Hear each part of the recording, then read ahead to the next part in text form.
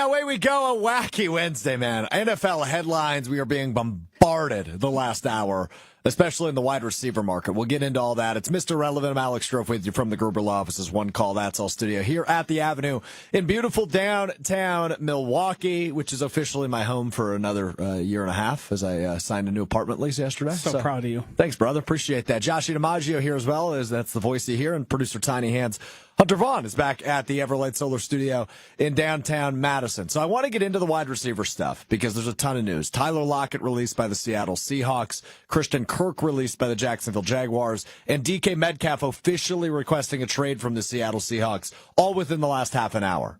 Since Hunter and I jumped off our pre-show meeting, that has all come through. So I want to get into that as well as obviously the big news of Davante Adams being released by the New York Jets yesterday. We will get into all of that in just a moment. But first, before we go any further, I need to have a little convo with my buddy Josh. A little one-on-one? A little one-on-one. Just me and you for a moment. Do you have any idea what I did last night? Not the faintest of ideas. So my evening started by, as it seemingly has a couple times the last week, getting a drink with a mutual friend right here at our bar here at the Third Street Market Hall. Just one, and then I walked home. Wow, proud of you. And then only one. Only one. It was Tuesday. I mean, I'm not getting too crazy. It's 4 days in a row for you. Is that right? That is right. Oh, boy. Thanks for calling that one out. You got it. Let's slow down accountable. a bit. Attaboy. Yeah, no kidding.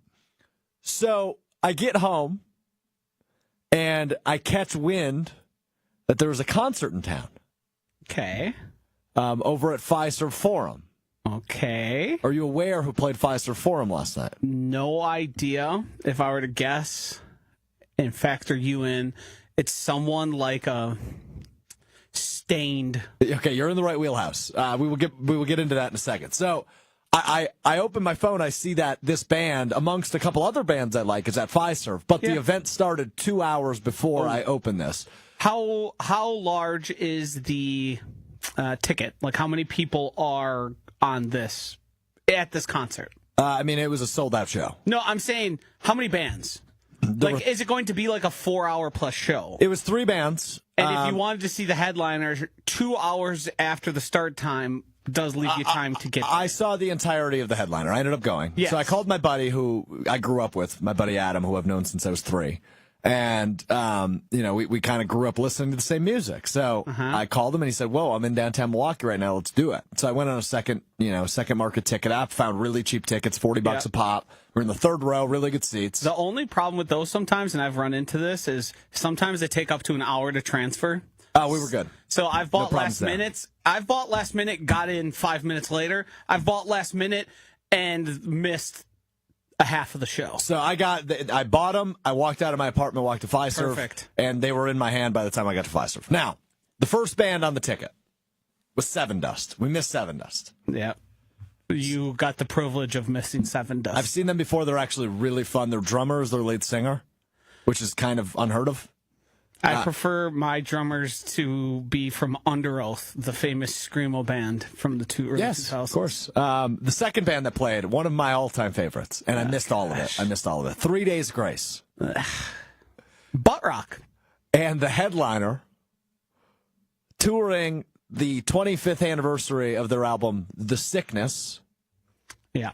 Disturbed. Yeah. I went to a Disturbed concert last night. Yeah. I mean, I said the word butt rock, which is a word you discovered from me saying it. Semi-recently, yeah. Semi-recently. So, to go back, I love the idea of you spur of the moment, there's a concert, I'm going to go. I've done it many times before. Sometimes I intentionally do go to concerts and skip the opener because I want to see X, Y, and Z. Very rarely am I impressed with an opener. I think there's been probably a handful of times where I'm like, I'm glad I came to this. I agree. Because I discovered the group Sylvan Esso. No idea what that is. You would recognize the song. They're pretty popular in certain factions. But it was a band that Justin Vernon from Bon Iver was in. Oh, sure. So I went to that and I said, hey, I'm glad. I like this band. I've now listened to that band since going there.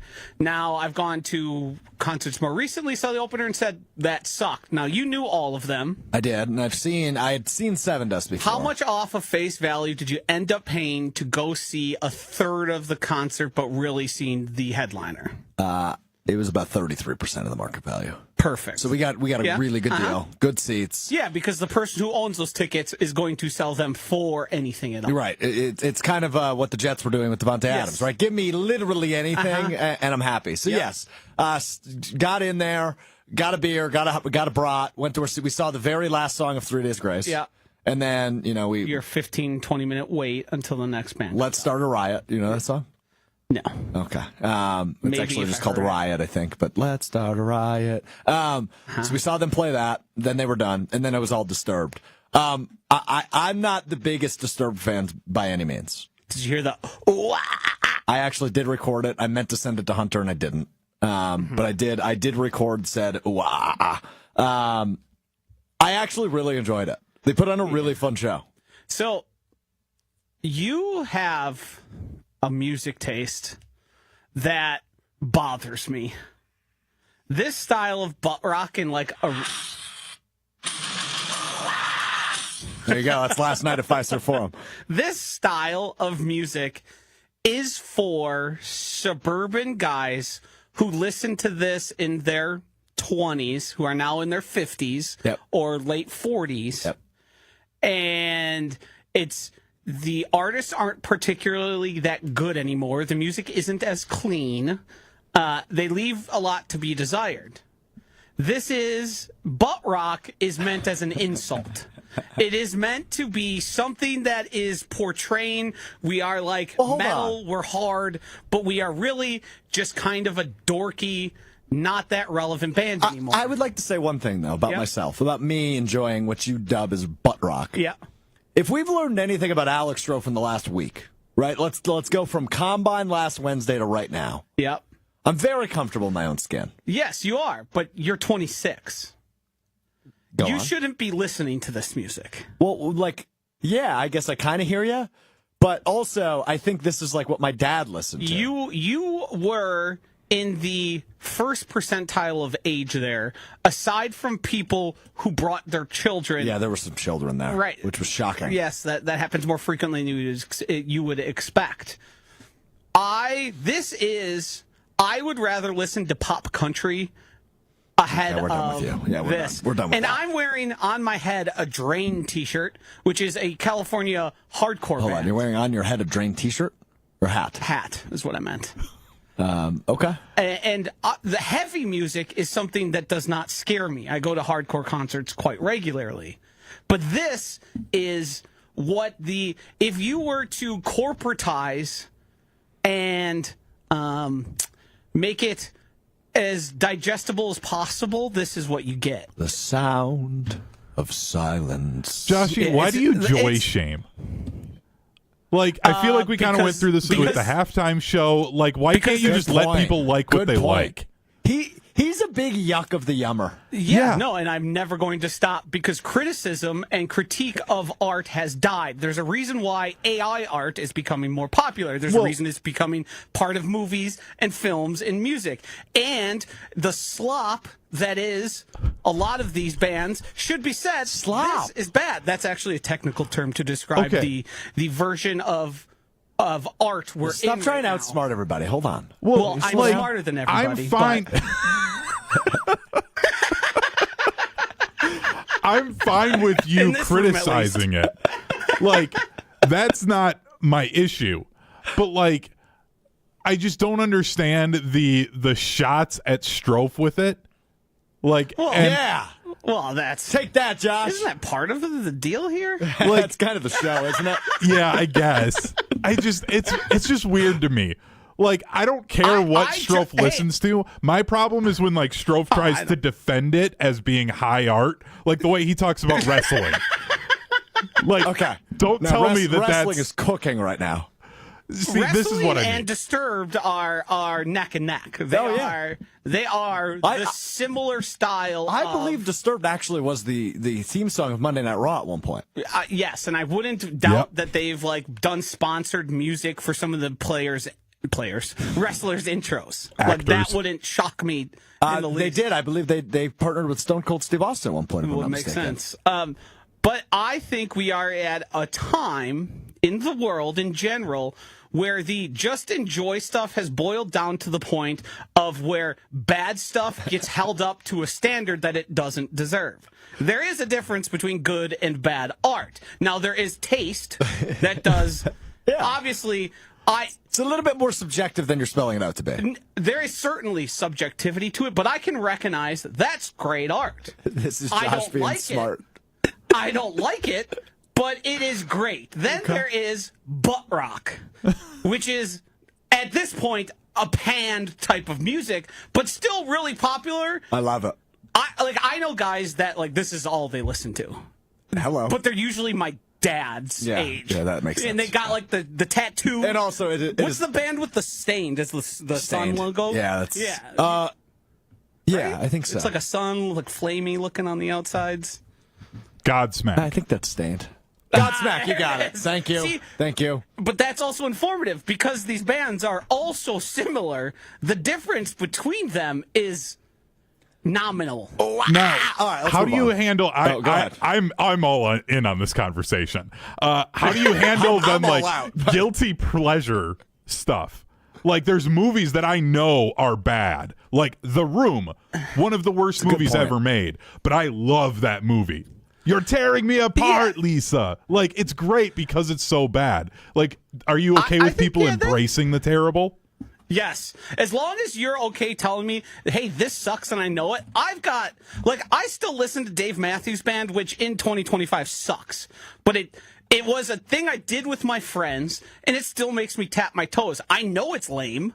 I know it's not cool, and I know it's not critical, but it's a guilty pleasure. I watch Naked and Afraid so much. It's garbage. But I can't stop watching it. I think there is a big difference. I would have never guessed you were a Naked and Afraid guy. Mussolini hates it. I mean, yeah. And I kind of hate it about myself, but I can't stop watching. Hey, I watch The Bachelor every Monday, Joshy. I hear you. All right. Well, that's that. I just figured Joshy would be amused by the fact I went to a Disturbed concert on the fly last night. But you actually were more supportive than I anticipated. I like the idea of, hey, this is happening. I want to go to it. Now, would I preferred it's like anything else? Yeah. We also got the dynamite drop in of, well, I am smarter than everybody, so.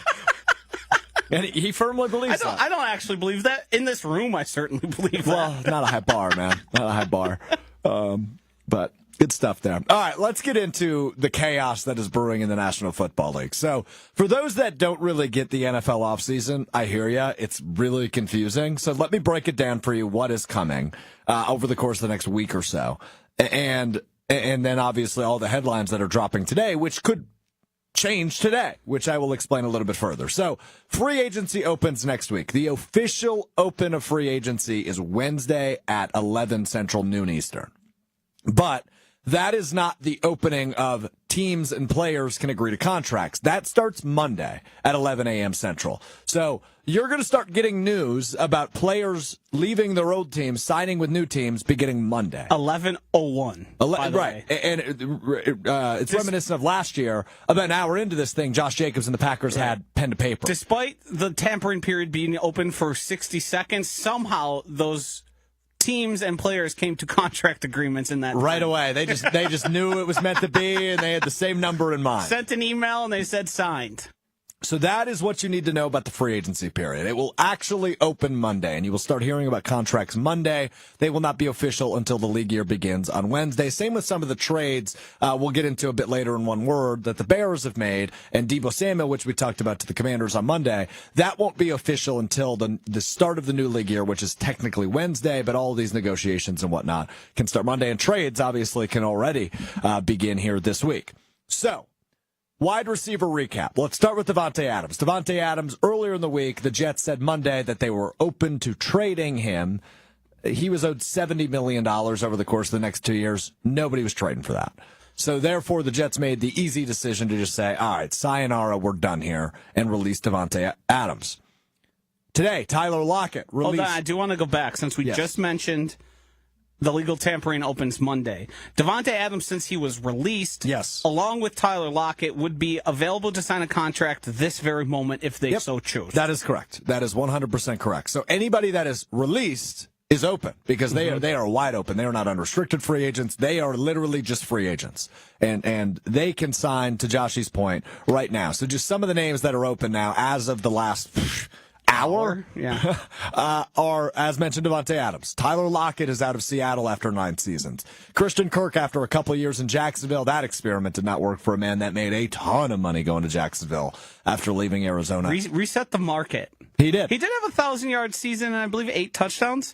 Yeah. So better than you would think, but not as good as he was. But Jacksonville saying, adios, we're done here. So Christian Kirk BTJ. now on the what? Brian Thomas Jr. Oh, yeah, he's a expendable. Stud. He's a stud. Going into his second year. So all of those receivers are now on the open market. And after the Lockett news in Seattle, DK Metcalf, after the rumors we heard last week that the Packers and Seahawks have been in discussions about wide receiver DK Metcalf, has officially requested a trade. He has told Seattle he wants out of Washington State.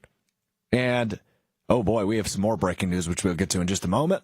But DK Metcalf now able to seek a trade, and Seattle is going to look for a potential trade partner. Speaking of trades, a big name the Packers have been rumored to be in contact with or interested in is now off the market. Just moments ago announced by Adam Schefter, the Las Vegas Raiders and defensive end Max Crosby have agreed to a 3-year, $106.5 million extension, which includes almost $92 million guaranteed, meaning Max Crosby will stay put in Las Vegas. He will not be a Green Bay Packer. As for those receivers, though, some of them may end up being Green Bay Packers. Before we get back to the wide receivers, and we are in the midst of all this offseason chaos, damn, I really wanted Max Crosby.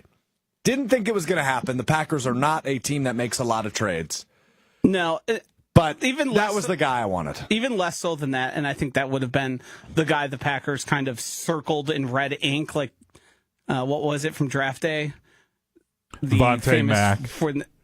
Yes. Davante Mack or Boston. Yes. I think that after we sort of heard that he was attending like all the general manager and head coach, all the stuff involved with that, it became pretty clear that as much as he says he wants to win and doesn't want to be on a loser, what he really wanted was $90 million guaranteed, which is fair because Max Crosby, after the end of this contract, will have a chance to ring hunt if I don't want to call it inevitability, the likelihood that the Raiders don't find themselves really in the playoffs in the time that this contract is paid for. Yeah, exactly. So Max Crosby, while it was never like the most realistic option for the Packers, just like Myles Garrett isn't, just like Trey Hendrickson isn't, like these aren't realistic options for the Packers because this just isn't what they do. They don't trade valued draft picks for proven commodities. As much as us as fans, me and Joshy as Packers fans, would like to see the Packers go, hey, Vegas, we'll give you 2 first-round picks. Give us Max Crosby, we'll sign him.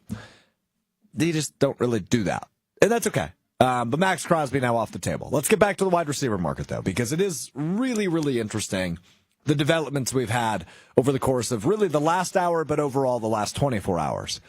Davante Adams, we've spent all the time on, right? You see it if you're watching on the video stream in the top right corner, BBD, bring back Davante. All 3 of us, Hunter is kind of a quasi-Packers fan, and Josh and I, as Packers fans, are all for the Davante Adams and Packers reunion.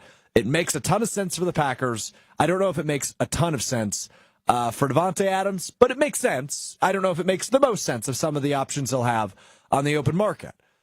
The DK Metcalf thing is fascinating. It's a wrench in our bring back Davante plans. Yeah, our BBD campaign is certainly hurting right now. Yeah. It's like somebody just took out a Target ad or like an attack ad on us, and it's airing on all the local news stations.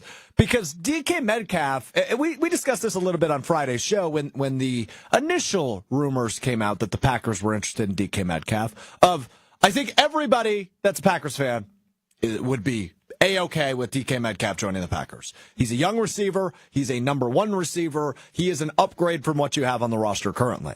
The downfall for me when it comes to the DK Metcalf and now the potential of a trade for DK Metcalf is you likely have to trade one of your wide receivers in order to acquire his services. Whereas a guy like Davante Adams, you're just signing him on the open market. You're adding him to the rotation of a Romeo Doubs, a Christian Watson when he's healthy, a Jaden Reed, a Dontavian Wicks, and Davante Adams. If you're going to trade for DK Metcalf, that will then become, it's DK Metcalf, it's Jaden Reed, it's Dontavian Wicks, Romeo Doubs is probably a Seahawk, and we're not going to see Christian Watson until Thanksgiving. That's likely what you're looking at if you go that route. Again, I'd be okay with it. I'd be for it. But it is certainly a predicament that is a little bit different than the Davante Adams one. But now that DK Metcalf has officially requested a trade, and the Seahawks have said, hey, we're going to help you find that, I am starting to think it might no longer be Davante or bust for the Packers. Something that I've been saying for weeks.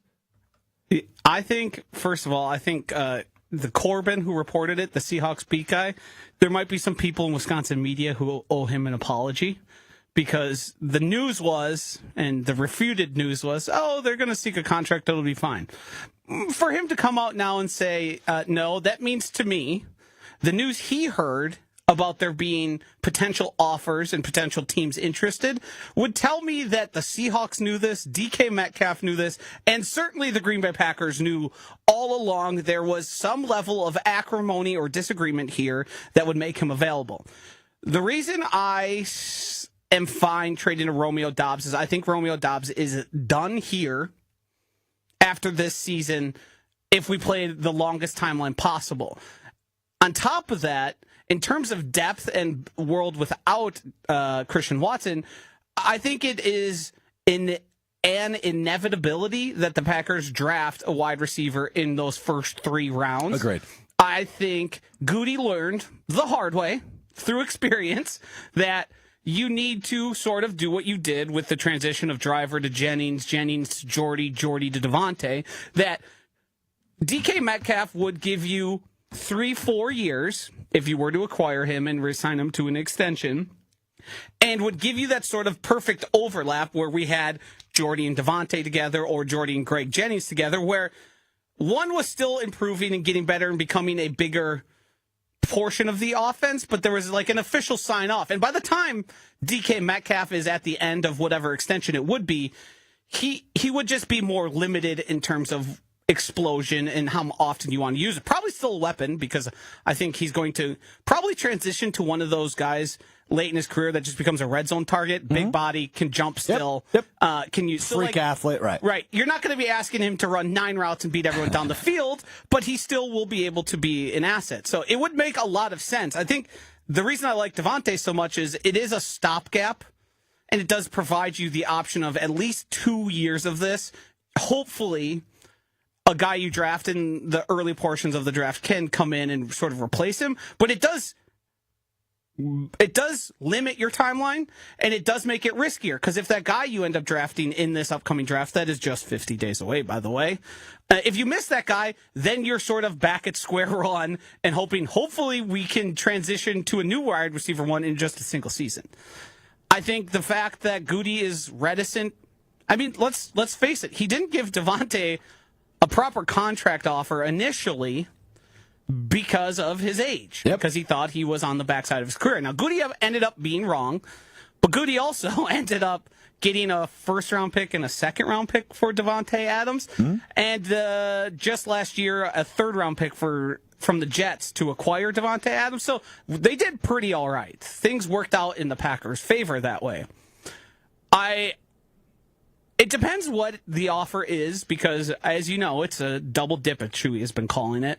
You have to give up assets, and you have to re-sign. Now, I think it's informative. The market we saw for Deebo Samuel was just a fifth. Now, they are at different points of their career. That was the point I was going to make. But that leads me to believe second or third round pick plus a wide receiver gets it done for a DK. So let me just ask you this. Is something you are comfortable with trading Romeo Doubs and a third-round pick to Seattle for DK Metcalf? Is that something you'd sign off on? I slammed the let's do it button instantly. I don't even really think twice. And then I'm a tad hesitant. I'd pay DK fair market amount. I don't know what he's getting offered from the Seahawks. I do imagine the team that acquires him will have a pretty good idea, so they'll know beforehand, will we not be able to get an extension done? Yeah. I don't think the Packers are in a unique spot where I think their draft capital is minimally valuable as it's ever been to them. Meaning they have so much depth and so many young players that they're going to have to make some decisions on who they can even pay to keep around and who would even be able to be a factor. Like, you can't really add a lot of guys to the linebacker room, to the safety room. You've got room in the offensive line. The defensive line, you got some room. But, like, wide receiver, aside from adding, like, you can add another guy, and that's about it before you start having to make decisions of, is this a practice squad player? Mm-hmm. And I mean, that's ultimately going to be the case with some of the draft picks this year, because there's so many guys under contract already where, you know, your 6th-round pick might not make the roster now. Right. There's not a lot of guys leaving. No. And we've seen 2 of them come back, and the kicker and Brandon McManus and Isaiah McDuffie. Exactly. So on DK Metcalf, and I saw this comment on one of the YouTube channels. A lot coming in right now, obviously. A busy day, so just want to make sure I get the name right here. Michael says, why are people so high on DK? It's several reasons, right? Number one, he's obviously a talented wide receiver. Yeah. He's a number 1 wide receiver. He's better than anybody the Packers have on the roster. The other part of DK that I think Packers fans need to fall in love with is how durable he is. Mm-hmm. He has played 6 years in the NFL. The least amount of games he's ever played in a season is 15. Right. And that was this year. He played 15 of their 17 games in 2024. 16 games in 23, all 17 in 22 and 21. Played 16 in 2020. I think that was still a 17-game season in 2020. Or was that still a 16-game season? Played 16 that year, played 16 in his rookie year of 2019. So 6 years in the league. Here are his minimum stat lines. Worst in terms of receiving yards he's ever had was 900. That was his rookie year. He's had best on the Packers. Right. He has had between 900 and 1,000 yards 3 times, including 992 yards this past year. Was the highest 3-digit receiver in the NFL. Yeah. The highest amount without reaching that 1,000-yard threshold. He has been over 1,000 yards 3 times, including a 1,300-yard season in 2020 when he was a second-team All-Pro. So 3-time 1,000-yard receiver in 6 years, but has never gone under 900 yards. That's pretty darn impressive for a guy that's been in the league for 6 years. He has had 7, 10, 12, 6, 8, 5 in terms of touchdowns, so a career low this year in touchdown catches. But still, 992 yards, 66 receptions. Has never had less than 58 receptions, which was his rookie year. Has been over 60 every year since. And as I mentioned, he's durable. He's healthy. He doesn't get hurt very often, knock on wood. So that is what makes him appealing, because you look at Christian Watson, who, when he's been on the field, been very talented for the Packers. But that's when he's been on the field. He's dealt with the injuries through his early portions of his career. Romeo Doubs, 2 concussions in 2024, missing some time. And again, when he's been on the field, he's been pretty productive. He's been a nice piece for this Packers offense.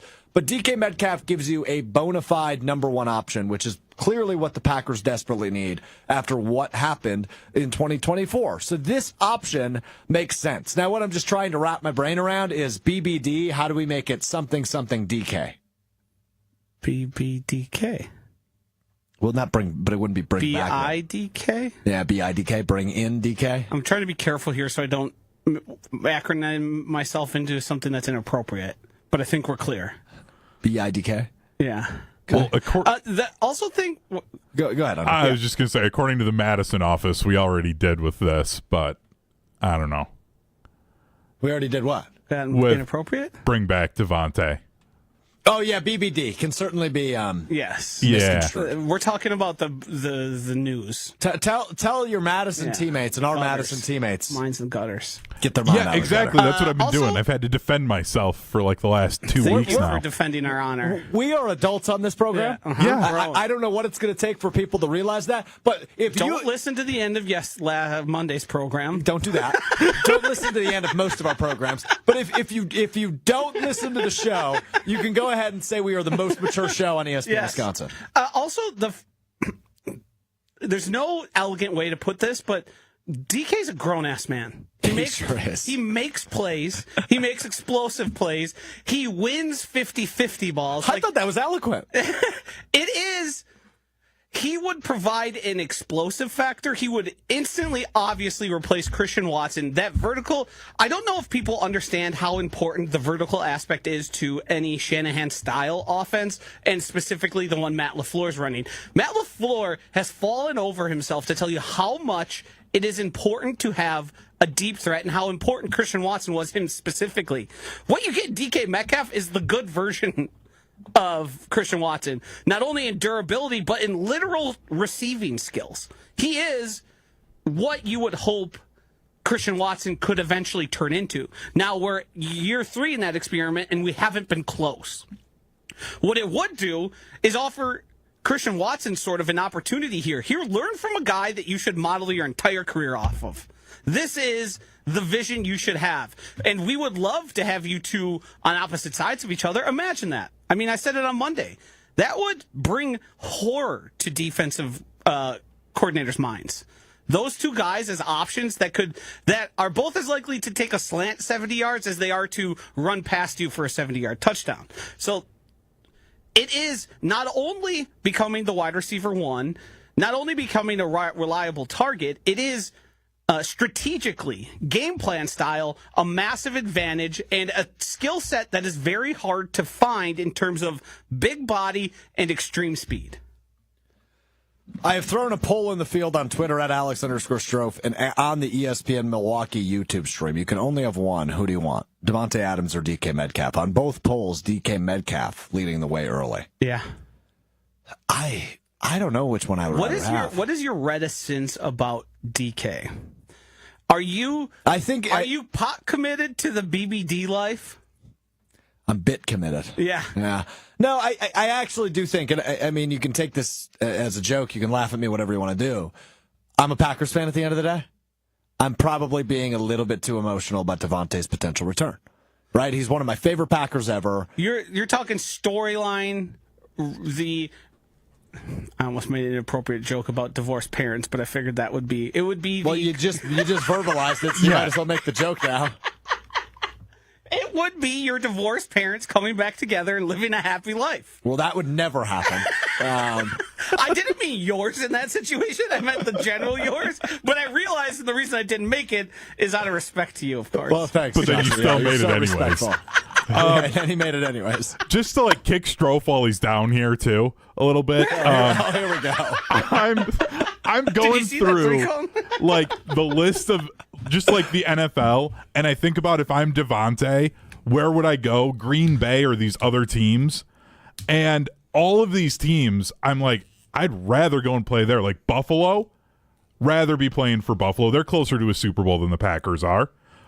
Baltimore, Pittsburgh, depending on what they do at quarterback, that's an iffy one. They don't have a quarterback yet. Yeah, they're iffy. But I mean, the Chiefs are. Yeah, Houston and then Kansas City and LA are the other AFC teams. Yeah, I think the one thing I talked about in Jen, Gabe, and Chewy 7 to 9, ESPN Wisconsin, ESPN Milwaukee, sorry, finally produced program, by the way. But I discussed what I fear when it comes to Davante is there is mutual interest, but Commanders, a Rams, a Chiefs, one of those Bills contenders comes in and goes, yes, you have a deal for $20 million for the next 2 years, $20 million a year for the next 2 years. Yes, that's a good deal, but here's 26.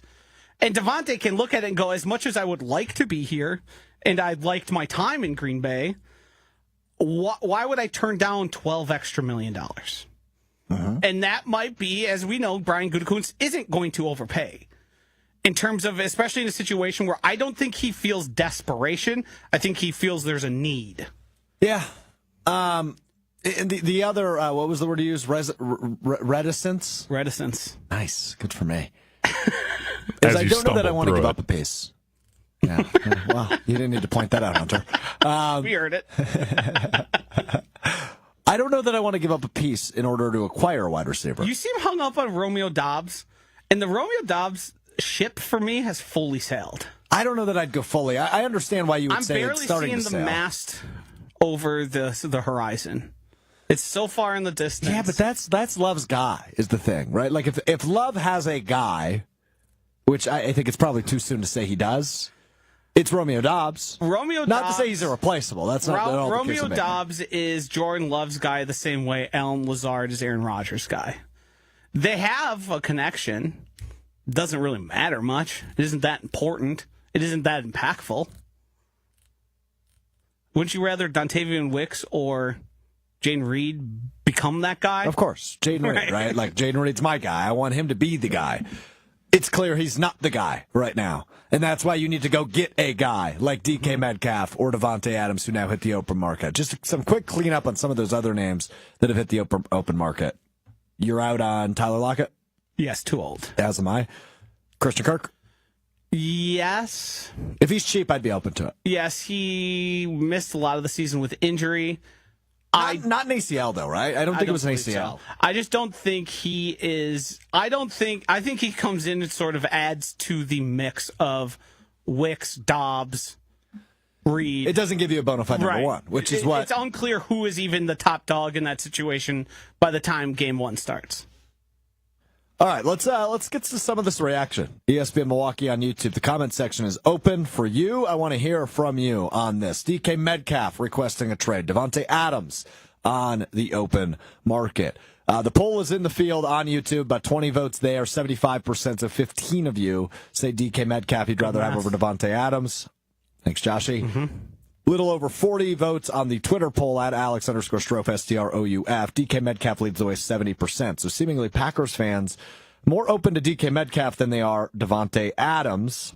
I am curious how much of that is the Packers fans just believing it's more likely DK because of the age than it is like who they actually think would be a better wide receiver one in 2025. Do you know what I mean? Yeah. Like the Jedi mind trick I find myself sometimes trying to, am I just doing this because I think it's more likely and I won't have my heart broken, or is this actually better for the football team throughout the season? I think that's why Davante to me is better for the football team.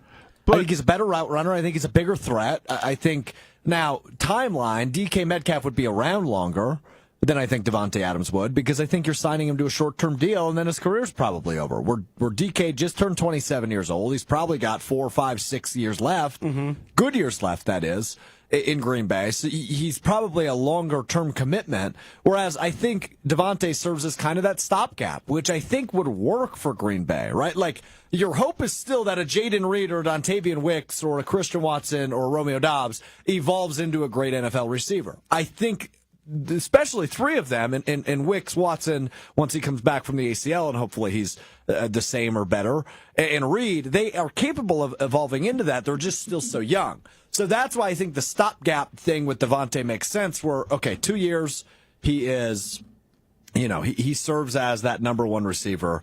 Who made the analogy you read to me earlier? Somebody made the analogy of, it's like learning from the... Brian Bulaga. Brian Bulaga said it's like going to med school and learning from the best doctor in the world. Yes. Which is an amazing analogy. Probably a little strong. First time it's ever been made, by the way. Yes. Probably a little strong, but it's a good analogy nonetheless. From the Tribe says, man, we can afford to get both, though, for real. I agree. You do have the ability to get both. I think you can trade for DK, sign him to an extension, and sign Davante on a smaller deal. Now, that would eat up most of your cap space. Yes. You can. It's not happening. Difference between can and should.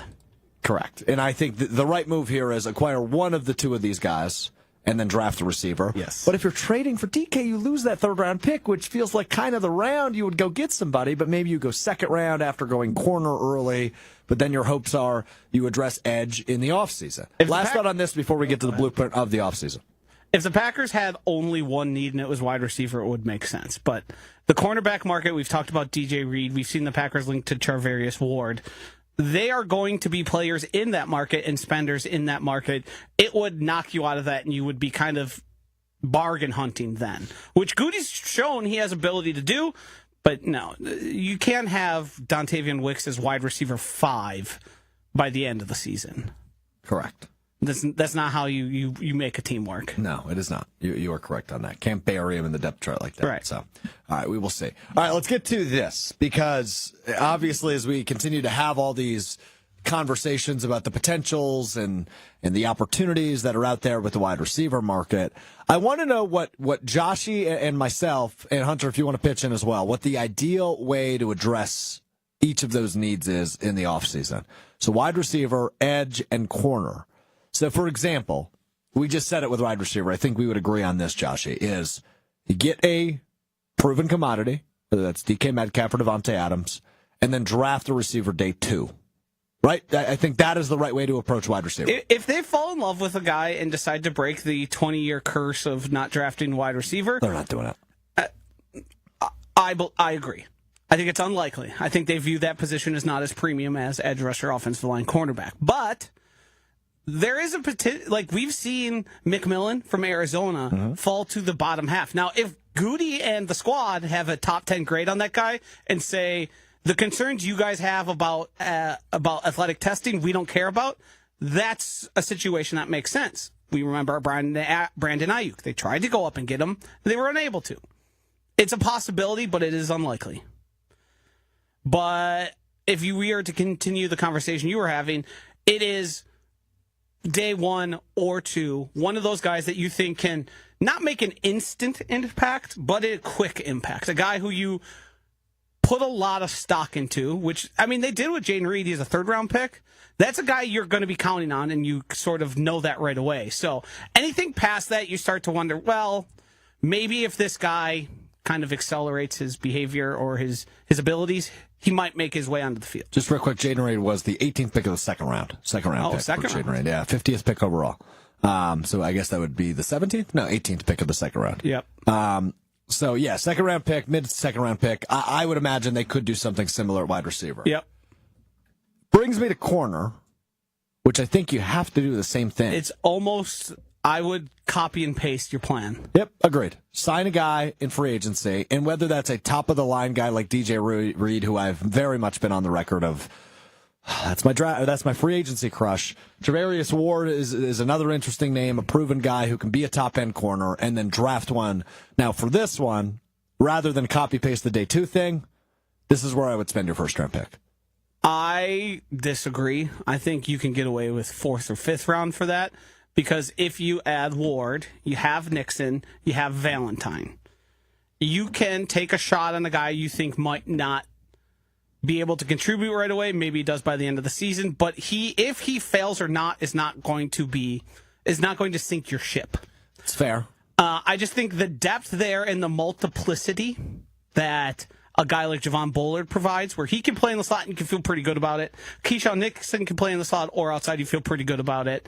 I think most teams in the NFL would be pretty excited about Carrington Valentine as their 3rd option. Totally agree, and I hope that's what the Packers end up being. Yeah. Is excited about him as their 3rd option. Now, am I thrilled about Keyshawn Nixon as the 2nd option? I think we're discounting how well he played. I'd rather him outside, though, or in the slot, right? Like, be the nickel. I thought he actually played better outside than he did inside. I mean, this guy has his story of going from a special teamer kick returner to now a guy who... Good corner. You didn't point at him and go, oh no, we have no chance. Not often. Right. So that, to me, if you're able to improve the defensive line and pass rush, even small amount, if you become the 26th in terms of pass rush win rate and you go to 18th, I bet those guys look even better. Yeah. That's fair. Now, edge is the one I'm really torn on. It sounds like you'd probably spend a first-round pick here. I would like the first-round pick to be a defensive lineman. I think a defensive tackle is fine. Okay. But I would want that guy to not be a run stuffer, which it doesn't really happen in the first round anymore. But a guy who can get after the cornerback from an interior position. If the edge position makes sense and it's high on the board, then yeah, fine. I'm cool with it. I'm not by any means worried about LVN losing snaps. I'm not really worried about anybody behind Devontae Wyatt losing snaps. Like, you guys haven't proven you need to be on the field more. Yep. So, as many assets as you can throw there, and I don't want to fall victim to the sunk cost fallacy. Just because you've drafted and invested in edge doesn't mean you have to keep you don't have to, like, oh no, well, we already paid so much. No. Right. Go out there and fix it. I don't care what it costs. Get better. I'm with you. Get better. We talked about it a little bit on Monday, and you said it was a poor example, but I'm going to use it again here today. When you look at what Washington did over the weekend, trading for Deebo Samuel after appearing in an NFC Championship game, they're wasting no time in getting better. The Packers are a team that is certainly a playoff team. Are they championship good right now? Probably not quite there. Don't get left behind over the course of the next week, right? look at teams that are making moves and getting better. Shoot, even the Chicago Bears are taking swings. And by no means do I view them as the biggest threat in the NFC North to the Packers. You're not going to get excited about a couple offensive linemen coming to town?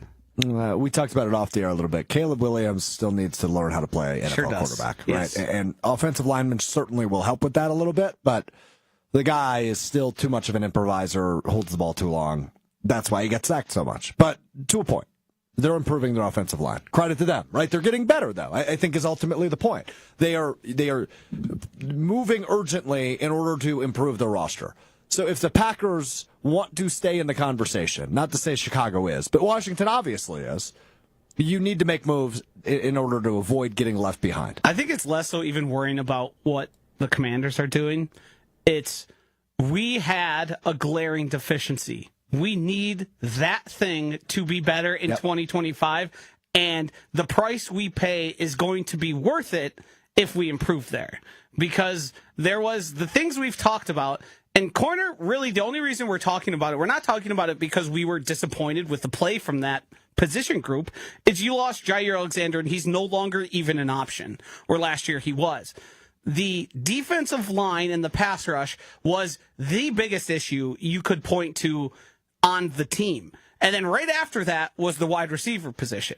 So those are things where you cannot enter 2025 with just hoping a mid-level draft pick, a fourth or fifth rounder, is going to come in to make an impact. And pass rushers, unless you're getting them in free agency or via trade, they usually don't matter after the first round. It is few and far between where those guys are truly difference makers in the second round or later. That's a good point. If you think about all the good guys. That's what I'm doing in my head right now. I'm struggling to get there. And they're most often a top 5 pick, but TJ Watt was a later more towards the middle. But first round.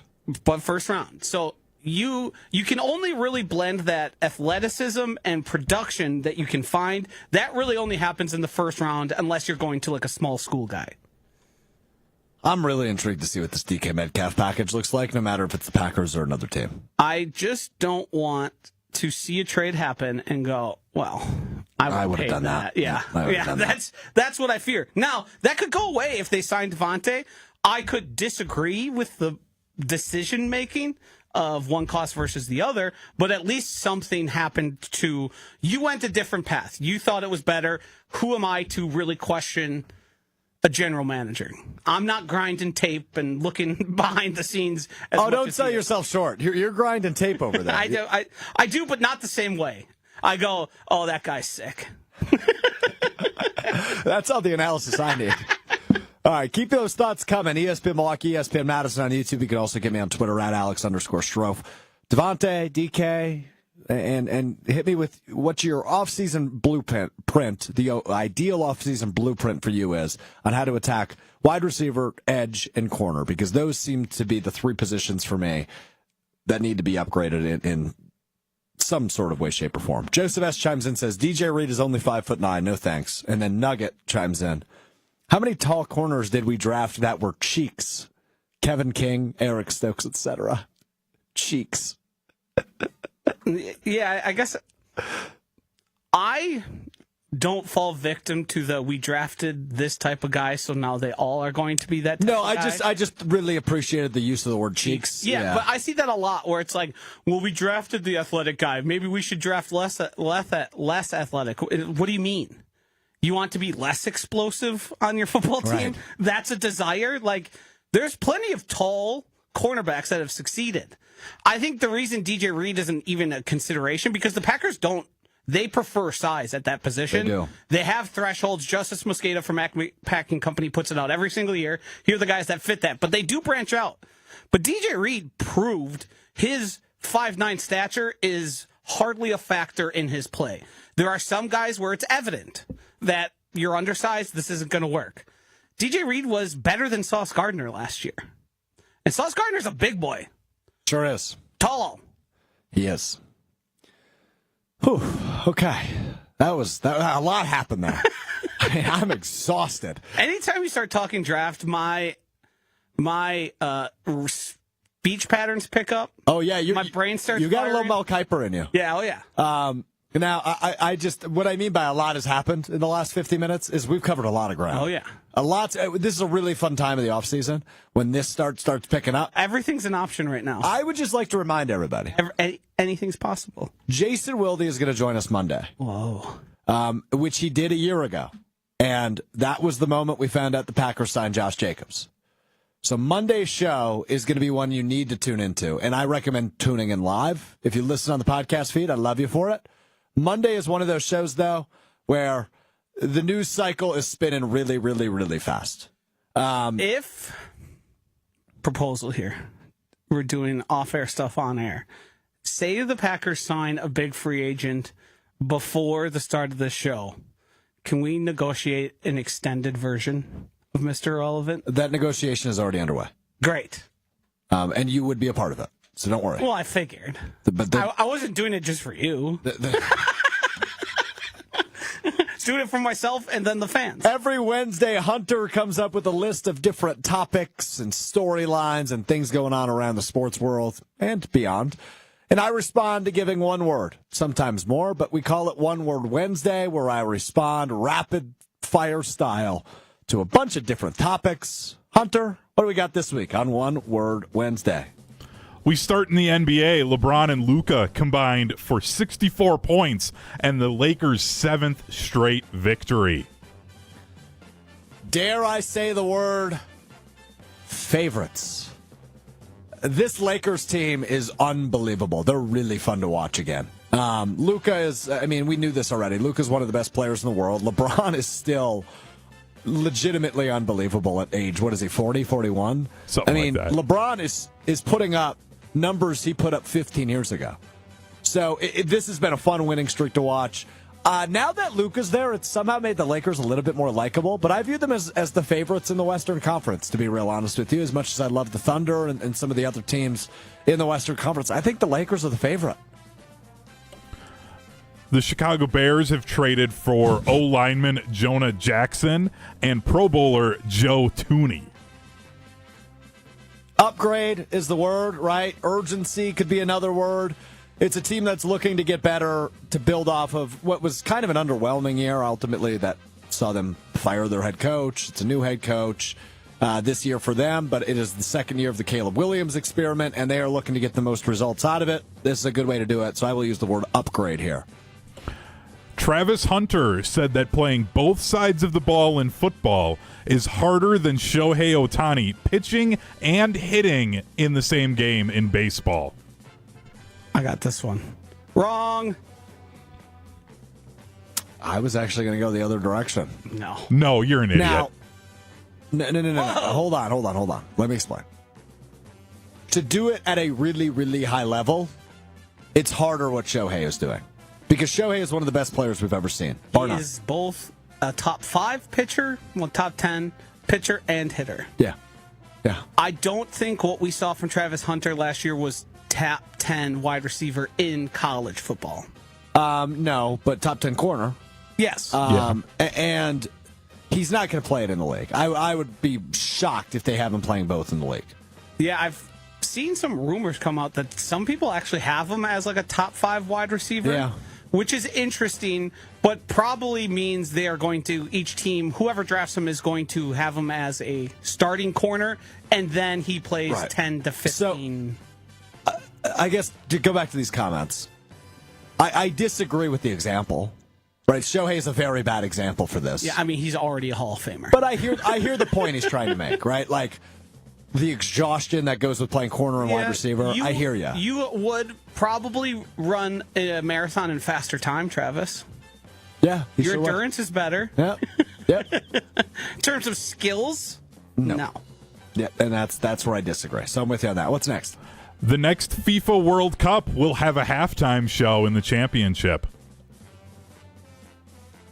Okay. I thought they did.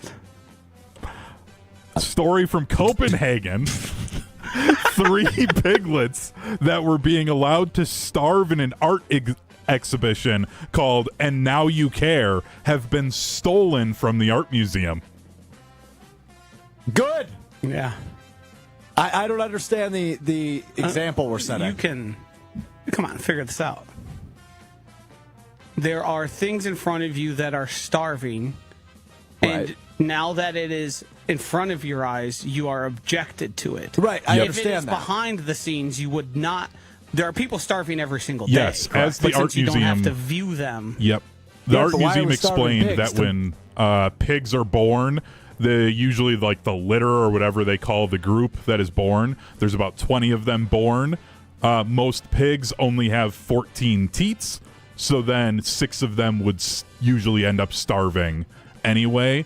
But now that it's in front of you, you care. So it was a statement on mass meat production. So Oh, there you go. Okay, well, I'm curious where they went.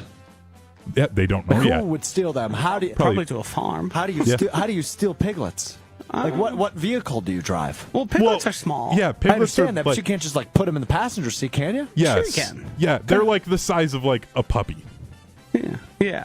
All right, fair enough. Hey, you scoop those suckers up, take them right out. Scoop Yeah. those suckers up in Pigs the will eat anything too. like Just throw it on some McD's. They'll have a good time. sort of some McD's. The second annual Florida Man Games is happening in Elkton, Florida, and is being emceed by friend of show Che Dorena. Oh, that seems like a good gig for him. Yes, on brand. What are the Florida Man Games? I didn't know there was a first annual. You compete for a snakeskin belt, and then they have different competitions like a lawnmower race, or I think there was like a gator toss, and some different things like that to celebrate the whole Florida Man story. I'll tell you one thing right here. Redneck is the word. I don't like it because I don't like the Florida mans becoming self-aware. Yeah. It's better when we point and laugh. Yes, that's a really good point by you. I don't like them embracing Yeah, I being guess Florida men. I guess for those that aren't aware, the term Florida Man began because when you would hear an absurd news story that somebody was arrested for something outrageous, like something you'd never heard of, it seemingly always came from the state of Florida You know why that is? because people are Yep. crazy in Florida. No. No, it is just because they are more open with their public records and publicizing the actual perpetrators of crime.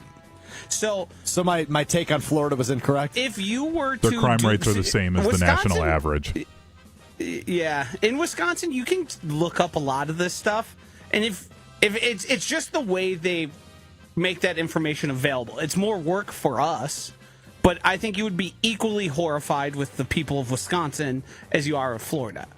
The interesting thing they do have, though, is sometimes it involves like wildlife and like alligators and snakes and exotic animals.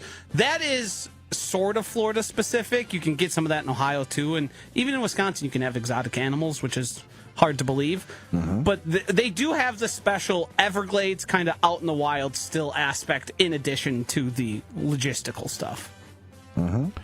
Since Steve Cohen bought Interesting. the New York Mets, they have spent more in those 4 years than the Miami Marlins, Pittsburgh Pirates, and Tampa Bay Rays have over the last 21 years. Wow. I'm just happy the Brewers weren't in that. Yeah, I was really expecting the Yep, Brewers to be so listed was up. Urgency, that's where I'll use that word. Steve Cohen bought the team. He wanted to spend money. He wanted to win championships. They're well on their way. Urgency is the name. The word, rather. I just watched Nick Collins do a pick six in the Super Bowl against the Steelers. Great.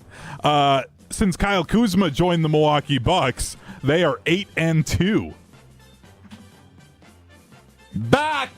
Coos. The Bucks are back, man. I mean, they've been a really fun watch, even without Bobby. They are so much more athletic and versatile than they were prior to the trade deadline. I sincerely apologize to Kyle Kuzma. I was wrong. Yeah, Has we he got to been change that good? promo.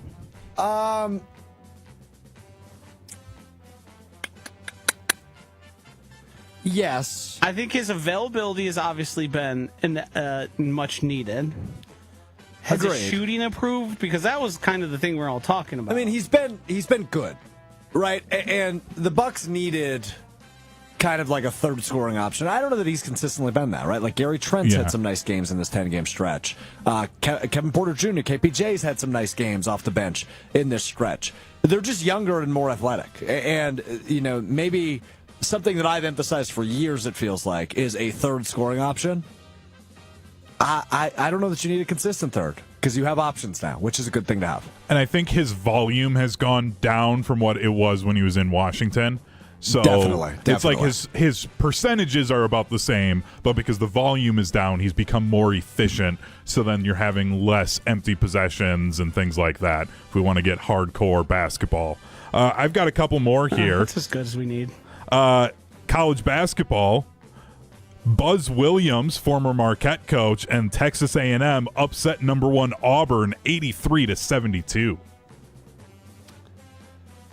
Hey, man. March is the word. Every team is prone to upsets. And, we're not quite to conference tournament time for them, but I think it's good that Auburn's getting it out of the system because they will be, I think, no matter what happens to them down the stretch into the SEC tournament, they will be the number 1 overall seed. And they are the best team in the country. So good for Buzz, good for A&M. Doesn't change a ton for me. I still think Auburn's the bona fide favorite in NCAA March Madness and college basketball this year. But March is our word. And finally, the Green Bay Packers signed Brandon McManus to a 3-year, $15 million contract. So we shouldn't see a kicker competition turning him into a head case, right? Yeah, Hunter's anti-kicker competition, if you remember that. Brilliant take by him months ago. But Brandon McManus back at Green Bay. The word here is relief for me. It's just, you're relieved. You don't have to go through this again. The whole Braden Narvison, Anders Carlson nonsense is over and done with. You have an option who is good, reliable, and a veteran. So Brandon McManus back in Green Bay on a 3-year deal, by the way, which is nice, as Hunter mentioned. So good stuff there. I am relieved, and it is the right move for the Packers. Josh, you mentioned it earlier. Only 2 moves so far from the Packers, but there's still a lot of time left as free agency quickly approaches next Monday. But Isaiah McDuffie, the linebacker, is back in Green Bay on a 2-year deal, and the kicker Brandon McManus back on a 3-year deal. Let's get to this. We mentioned college basketball. Year 1 of the Doug Gottlieb experience in Green Bay is in the books. I would just like to remind everybody, this is not me being rude.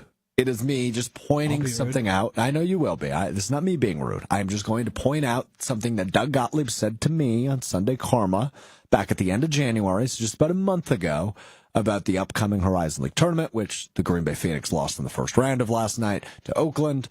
This is what Doug Gottlieb said about his team entering March. I don't think anybody wants to play us. The only thing we're lacking is the having done it and won the games, completed the task. So, yeah, that feels like a rather important part of the season is winning. They finished the year with only 4 wins, and of course in last place of the Horizon League. Now, I will tell you this: Doug Gottlieb is not going to get fired. He's not. He's going to be back in Green Bay. He's going to get another crack at this. And I think that is the right decision. Rightfully so, he has been killed this year. Right? Right decision. I just think it's unfair to anybody, especially the student athletes, to go from 1-year coach to 1-year coach.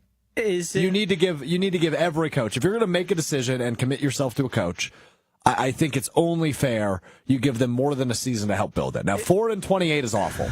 No way of slicing that any other direction. Is it different when your coach has another full-time job that you could very clearly point to being a detriment to the one you employ him for? Now, I asked him in the same interview you just heard from, I asked him if anything would be different, and he said no. You want to bet the record's not a lot different next year? No. I don't know why I even had to think about it. I think they win more than 4 games, but do I think they're 28-4 all of a sudden? No. I would go all the way up to, like, they could win 10 games and it would still be worth firing them in the second year. So I agree. He needs to have a massive turnaround if he's going to see year 3. But year 2 is going to be a definite thing. At one point this season, they went on the longest losing streak in the country of 21 games. They finished their season though. 2-4. Should have busted out that sage earlier. 2-4 in the at the end of the season. Yeah. So what Josh is referring to, I actually did not see this until you told me about it yesterday. A couple weeks ago, prior to their win after that 21-game losing streak to Wright State, which they won 79-68. That was back on February 16th, a couple days after Valentine's Day. Doug Gottlieb walked through the gym with sage to get rid of all the bad energy, and it worked. They won the next game. So, yeah, you should break out the sage a little bit earlier. So I am not anti-Gottlieb. I actually don't think he's...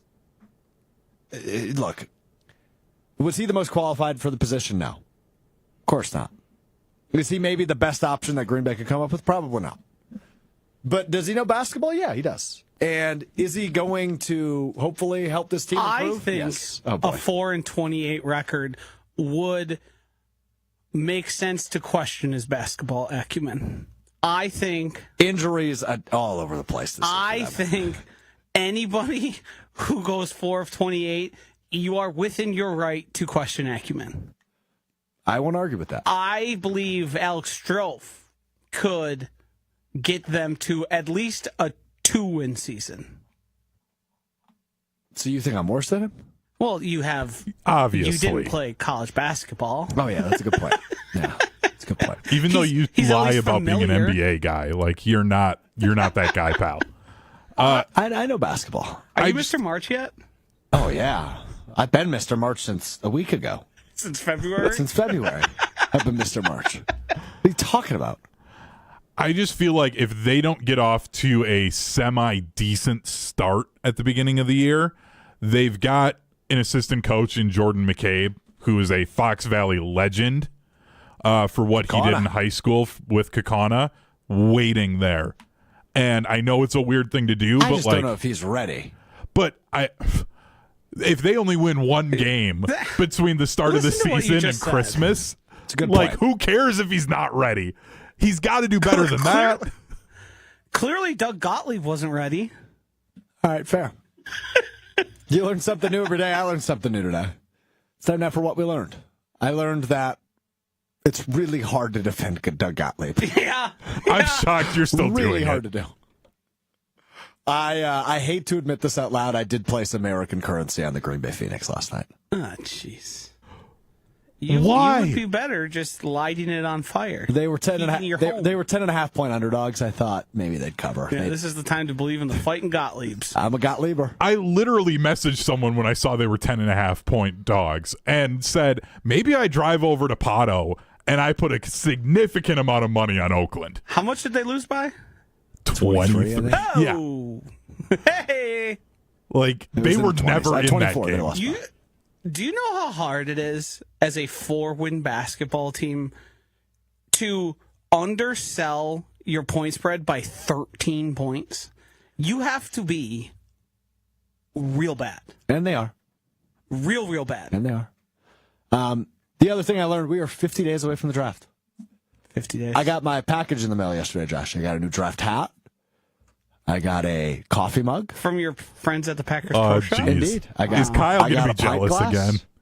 No. I paid for these. I paid for this. Okay. Hey, speaking of Wisconsin, Zach Bond back in Philadelphia, 3-year deal. And I also got a little. It's all stuck. Hold on. Got a little bottle opener. Did you spend like $100 on Green Bay draft merch? You know he 80. did. 80. Well, then with taxes, it's get the 100. hat. Free shipping. Oh. I was just gonna get the hat, but then shipping was like $12. So I was like, well, if I get up to 75, why would I spend $12 if I could just spend 50 more and get free shipping? You are the most fascinating human being I've ever met. Yeah, but like it's a once in a lifetime event in my hometown. So I'm like, okay, if I get a pint glass, I'll have it forever. If I get a coffee mug, I'll have it forever. If I get a keychain bottle opener, I'll have it forever. So I fall victim to whenever I'm ordering a singular item off of Amazon, as an Amazon Prime member, they'll be like, hey, you're spending $12. If you spend 13 more and get to 25, we can do same day or next day delivery. Yeah. And I usually find myself tacking on like a book that I have saved that I eventually plan to read, but it's like I have a long list of books. You decide, well, my $30 purchase of a hat and mug, if I get it up to $80, they'll send me the sucker for free. Exactly. So in effect, you spent $50 more, 40 more dollars to get free shipping. Yeah, but I also got a pint glass and a coffee mug and a can opener. You're pretty good at math. I got other things. Saving the $12 shipping, I don't think was worth it. Yeah. I disagree. I was happy Plus, with my purchases. didn't you just signed a lease to a new apartment? There's a security deposit with that. Like, yeah, I'm good. Oh, okay. So you're fine. spending the girlfriend's money. I understand. I get it. No, my I'm wife saving money. What are you makes more talking than about me. here? I know what's happening here. Okay. I get it. Wow, accusations. Wow. I I'm know spending what my happened here. It No, all you added don't, up. clearly. Interesting move. Usually when you commemorate something, you get one or two things. You just said, give me the store. I said, give me something I can wear all day. Give me something I can drink out of in the morning. Give me something I can drink out of after I get home from work. Yeah. And give me something to open the thing I'm drinks going to with. drink I'm going to have after work. I think this was a responsible purchase. I now think that Unless you have a your miserable time purchase- for some reason at the draft and you never want to remember that it was in Green Bay because you get like a flat tire and it's a bad time for you. And the Packers We could trade out organize of the that. first round. Like, I think not only your extra spending to get the $12 free shipping, I think your purchases will incur even more costs because you're going to be finding reasons to use your bottle opener, finding reasons to use your mug, and finding reasons to use your pint glass that didn't prior exist. You're going to try and justify your purchases by spending even more. Strouf I've got would a never do complete that. side Come note. on. Something's break. I think I broke something in our studio. Oh, jeez. I don't really know how to explain this on the air, but I'm going to try. So we use a website to monitor our text line, 800-990-3776, the Cardinals Talking text line. I sent a note yesterday to our own number, or 2 days ago maybe, to our own number, just to so I had it on the computer, so I just sent it to myself. The text line has now gone into a spiral of self-responding to, hey, hello from ESPN Milwaukee, click to activate your account. This will allow you to send messages. There has been 6,000 messages sent in the last 5 minutes. Strouf's getting fired. The list. Do you see the red thing at the top? Yeah, that's been there for days, though. Prior to me doing that. So it says we've ran out of our data usage for March. All right, well, we gotta go. Strouf's getting fired. 1,000? No. 13,000%. 13,000%. That was already there. I promise. There have been now 12,000. It's broken. I gotta go fix this. All right, we're hopefully back with you Friday, beginning at 12:30. Who knows? It might just be me and Hunter after you get fired. Peace.